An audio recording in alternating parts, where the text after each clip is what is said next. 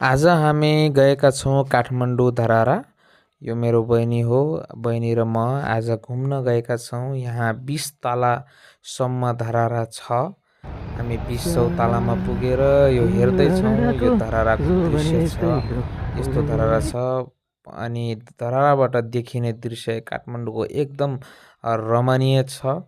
काठमाडौँ एकदम राम्रो देखिन्छ अनि चारैतिर काठमाडौँ कति ठुलो छ भनेर धराराबाट थाहा हुन्छ। यो हाम्रो संसद भवन हो नेपालको, जहाँबाट राजनीतिक कुराहरू, राजनीतिक निर्णयहरू, बजेट पास हुन्छ, सबै कुराहरू यहाँबाट हुन्छ।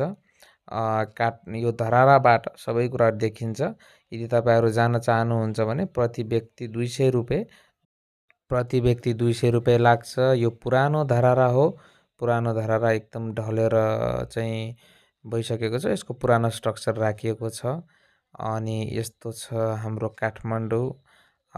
यदि घुम्न चाहनेहरू जानुहोला, घुम्नुहोला।